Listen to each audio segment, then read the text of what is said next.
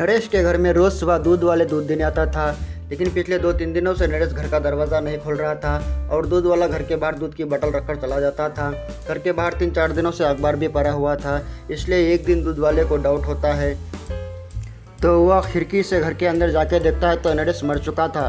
दूध वाला तुरंत डिटेक्टिव मेहुल को कॉल कर देता है। डिटेक्टिव मेहुल जल्दी से आकर सीसीटीवी फुटेज को चेक करता है तो उससे डिटेक्टिव मेहुल समझ जाता है कि घर के बाहर रखे दूध की बोतल चेंज हुई है।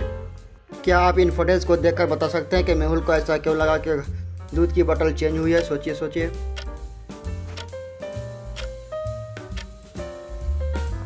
आज वाली दूध की बोतल कल वाली दूध की बोतल से ज़्यादा भरी हुई है। अब भला ऐसा कैसे हो सकता है?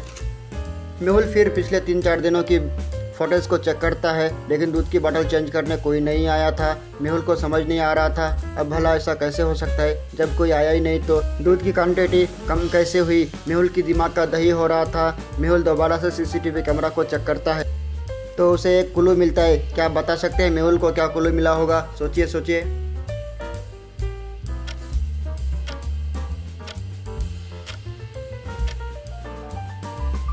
पहले वाले सीसीटीवी फुटेज में सामने वाले बगीचे की घास थोड़ी छोटी है, लेकिन दूसरी वाली फुटेज में घास बड़ी हो गई है। अब भला रातों रात घास इतनी बड़ी कैसे हो सकती है? ज़रूर कुछ गड़बड़ है। मेहुल आसपास के लोगों से पूछताछ करता है तो पता चलता है कि कल सामने वाली रोड से एक रैली निकली थी, लेकिन सीसीटीवी कैमरा में रैली का कोई नामो निशान नहीं था। मेहुल सारा गेम समझ जाता है, इसलिए सीसीटीवी कैमरा के सामने दूसरा कैमरा लगा दिया होगा और कैमरा में वही दिख रहा था जो खूनी दिखाना चाहता था। मेहुल घर के तीनों नौकरों से पूछताछ करता है। पहला नौकर कहता है, सर मैं तो 2 दिन पहले ग्रोसरी का सामान देने आया था और उसके बाद नहीं आया।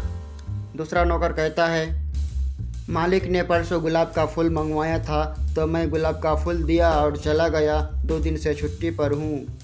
तीसरा नौकर कहता है, मैं तो पिछले 15 दिनों से छुट्टी पर हूँ, मुझे कुछ नहीं पता। तीनों की बात सुनकर मेहुल समझ जाता है कि कौन झूठ बोलता है, लेकिन क्या आप समझ पाए लॉजिकल आर्मी? सोचिए और जल्दी से कमेंट करें।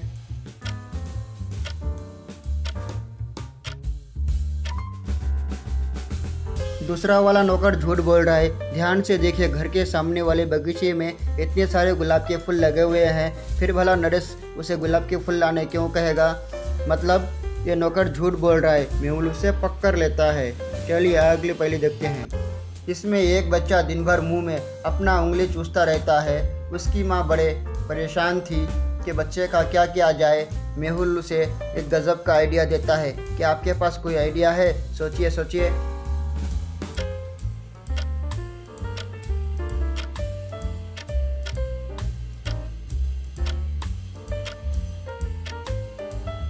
मेहुल कहता है कि बच्चे को ढीली चड्डी पहना दो, दिन भर अपना चड्डी पकड़ा रहेगा तो मुंह में उंगली डालना ही भूल जाएगा।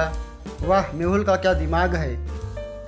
चलिए अगली पहली देखते हैं। रितु आज 18 साल की हो जाती है। उसका छोटा भाई केक लेकर आता है और घर के सभी लोग रितु का बर्थडे सेलिब्रेट करते हैं। अगले दिन रितु के गांव में चुनाव होने वाले थे। रितु, उसके छोटे भाई और उसके माँ बाप वोट देने के लिए गाँव जाना चाहते हैं। शाम को वो चारों गाँव जाने के लिए रेलवे स्टेशन पहुँच जाते हैं और अगले दिन वो चारों गांव पहुंच जाते हैं।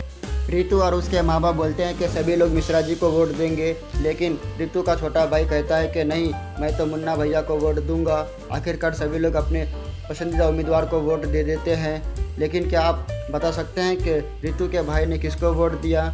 मिश्रा जी को या मुन्ना भैया को? सोचिए और अपना आंसर कमेंट करें।